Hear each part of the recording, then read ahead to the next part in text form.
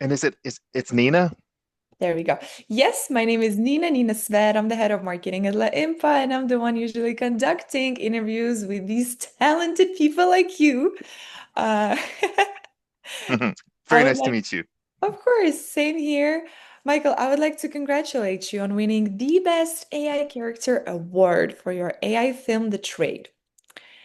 Your film touched audiences with its simplicity, emotional depth, and beautifully crafted AI characters. By simplicity, I mean that the film is very short yet deeply emotional. How did you manage to convey joy, hope, and warmth through fully AI generated characters? I love storytelling. First off, thank you for all the kind words. That's very generous. I love storytelling. I read a lot. I've been an avid reader my whole life. I love narrative, Mhm. and I pay attention to stories. And I've been writing my whole life. So for me, writing a story, it comes very natural to me. It's just something I love to do. In this particular instance, I was testing some new functions in VEO 3. I was Mhm. testing the ingredients function, and I was asking my stepdaughters for a prompt. I let them Oh, prompt me. wow. I was like, I'm going to give myself 72 hours to make a short.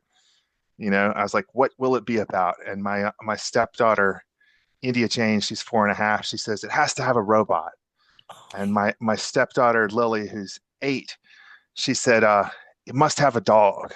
So I was like, okay, so I need a dog and a robot. And I just went from there, and I just, scribbled together a little story. I love music. My big sister used to have one of the wind-up ballerinas, so that kind of came Oh my from a God. So little. there you go. All the I pieces. remember being like 3 or 4 years old and just being mesmerized by the music and the motion. I don't believe it played Claire de Lune, but I don't know. It's just I like Star Wars too, definitely some Uh-huh. Star Wars elements crept in There was there. a Just feeling of it there for sure. I love how it's not, I love how it's like a family movie. Everyone contributed in some way.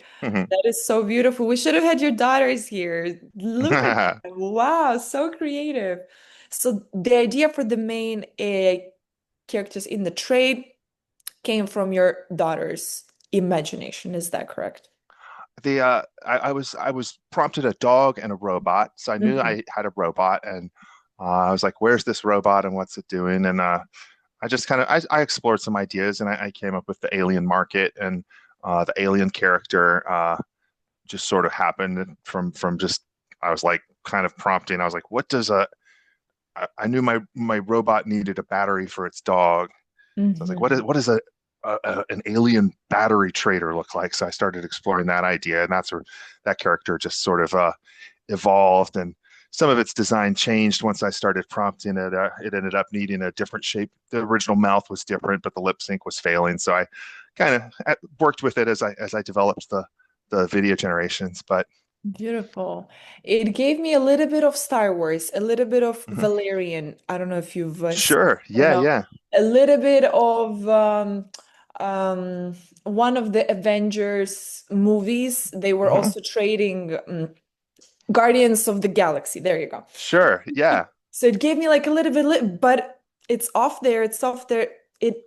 It was so unique, yet you were feeling almost familiar with the setting, and you're like, oh my God, this is gonna be good. This is gonna be one of these like insanely creative pieces for which we thank you, of course.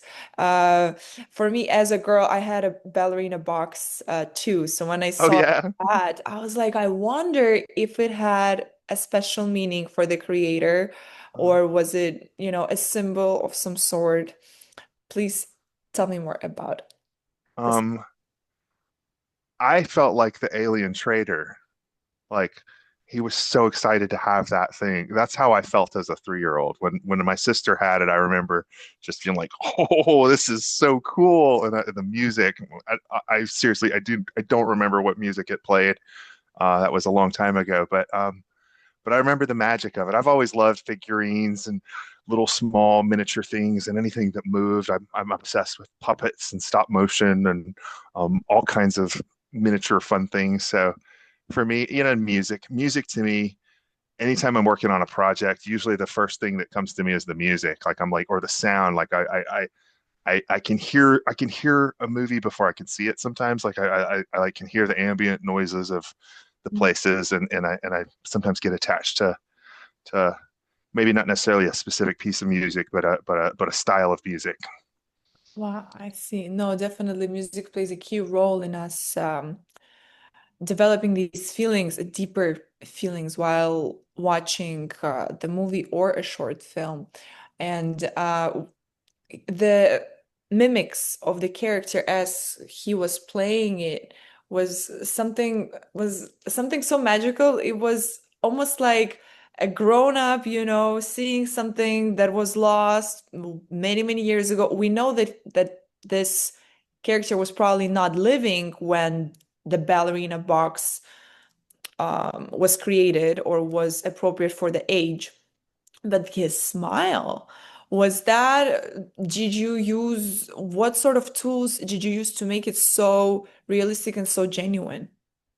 I mean, the I knew it was a joyful moment, like there's like that innocent place that we get to when we really feel art when no one else is looking, you know. Um, for me, the my mother tells this story. The first time I ever went to the movies, I was maybe 2 or 3 years old, and we went to see the a re-release of the Walt Disney Sword in the Stone, the King Arthur story. And when the credits got done rolling, my mom said I was at the front of the theater with my hands raised, and I was crying, and I was like, I want more, you know. And so I just, for me, prompting that character, I mean, so much of it is just there's a weird, delicate balance to the way you construct a prompt and Hmm. to try to elicit an emotional response from the viewer through the actions of your characters, you know. So it's challenging to, you know, it's still challenging to get the characters to behave the way you want them to in AI, but a lot of it's just clever. You know, I'll sometimes get kind of abstract with my characters, like, you know, I'll write backstories into my prompts, like, you know, he hears the music. It's the most beautiful music he's ever heard. You know, it reminds him of something from his childhood or something. I'll even put that in a prompt to Veo. Like, I'm not kidding. I'll get poetic with my prompts and let them see what happens. And sometimes I'll get some really strange, interesting reactions from my characters. That you might keep too. You never know. Yeah, absolutely. No, they surprise me. The Disney story is so beautiful. It kind of reminded me of when I was watching the trade. I got so curious. I was like, is this Earth or is it another planet? Where is like each character from? What's gonna happen next? What's the story? And I felt like I need more. We need more of this. Like, this is not enough. This is beautiful, but I want to know why, for example, a dog robot is so rare. I mean, the battery f for it is so rare that he was willing to exchange it with something from God knows what times, right? So for me, that was like, okay, so maybe animal robots are rare, or maybe the battery is rare. Like, what's happening there? I was so curious. I don't know if there was anything really in my mind too deep about the backstory. Just like I knew I wanted to have, you know, once I knew my again, my stepdaughters gave me the prompt robot and dog. I knew there would be a dog at the end, but uh, excuse me, let me silence that. I wanted the emotional payoff for the audience. So I tried to keep the, you know, I didn't want anyone to know there was a dog until the very end. And myself, I'm a dog lover. I have two dogs. Same here. I, you know, I love dogs. I think it's a common thing. You know, the humans that uh, survived 15,000 years ago, made friends with the wolves, and therefore it's kind of in our DNA to love dogs. I think so. You know, and the dogs love us, and there's this relationship. So I felt it was just, you know, especially with my, you know, with Lily really wanting a dog. I knew that, you know, that's something emotional. I think a Totally. lot of people can just relate to like, oh, I love you, doggy, you know, and Of course. Of so course. for me, it was just like I was thinking like how would I feel if my dog stopped working and the only way to get it to work was to find this super obscure battery that they don't make anymore? And you know, Mhm. a little bit of the movie might have some. You know, I wasn't consciously thinking about it, but looking back on it, I feel like theme kind of appears as a byproduct of the storytelling. But once I got done writing the story, I was like, oh, this is kind of about archaic technology and analog technology, and I think the robot desire for a completely analog, wind up music box, maybe that's akin to I've got friends who obsess over VHS tapes, and like the flip phone is coming back, and that kind of stuff. I feel like there's sometimes we crave older technology, and then in the case of the robot, it's like I have some technology, that I've got random things that if I lost the battery, I don't know where I'd get another one, or if I'm glad there's that cable, good, I can still use that flashlight, or that type of stuff. I see. Wow, that's beautiful. My dog is very far from a wolf. I have a chubby pug at home, but we love him, and if his well-being was in question, I would search on this planet, another planet, anywhere I possibly could. Yeah. So it definitely resonated with me, and I'm sure, I guess our judges have dogs too because it resonated with them. My question is, and this is a serious one, the strictest judge in your family, your two daughters, how did they react to this piece? They thought the laughing alien at the end was creepy. Oh, there They're we go. like, why is he laughing so much? That's creepy. I was like, I don't. Wow. Maybe you'll understand when you're older. I don't know. Maybe it is creepy, but they loved it up until the laugh. And they're like, I don't like the laughing. Neither one of them. I Mhm. recorded a video of Lily watching it for the first time, and when the laugh happened, she was like fully engaged and fully engaged. And when the laugh happened, she goes, so so So cute. that was their take on it. But Mhm.